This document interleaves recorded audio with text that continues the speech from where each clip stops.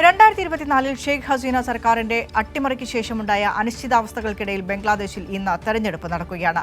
ജമാഅത്തെ ഇസ്ലാമിയുടെ പിന്തുണയുള്ള 11 പാർട്ടികളുടെ സഖ്യവും ബംഗ്ലാദേശ് നാഷണലിസ്റ്റ് പാർട്ടിയും തമ്മിലാണ് പോരാട്ടം.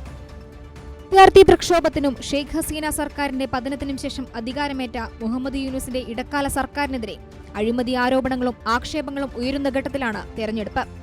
ഇടക്കാല സർക്കാർ മുന്നോട്ട് വയ്ക്കുന്ന അതീവ നിർണായകമായ 84 പരിഷ്കാരങ്ങൾ രാജ്യത്ത് നടപ്പാക്കണോ എന്ന ഹിതപരിശോധനയും തെരഞ്ഞെടുപ്പിനൊപ്പം നടത്തുന്നുണ്ട്. ഹസീനയുടെ പതനത്തോടെ അവാമി ലീഗിനെ പിരിച്ചുവിട്ടതിനാൽ രാജ്യത്തെ ഏറ്റവും വലിയ പാർട്ടികളിലൊന്ന് മത്സരരംഗത്തില്ല. രാജ്യത്തെ ഏകദേശം 12.7 കോടി വോട്ടർമാരാണ് ഇന്ന് തങ്ങളുടെ സമ്മതിദാനാവകാശം വിനിയോഗിക്കുന്നത്.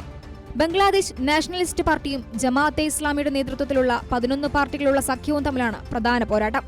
അഭിപ്രായ സർവേകളിൽ BNPക്കാണ് മുൻതൂക്കം. 300 സീറ്റുകളിലേക്ക് 50ഓളം പാർട്ടികളിൽ നിന്നായി 2000-ലധികം സ്ഥാനാർത്ഥികളാണ് ഇത്തവണ ജനവിധി തേടുന്നത്.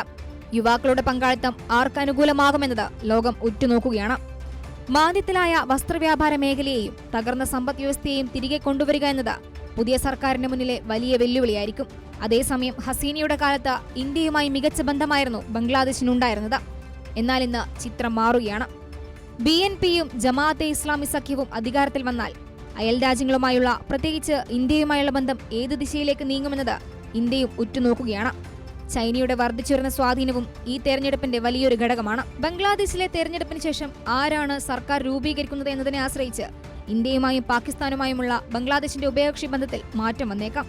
International desk, Kairali news.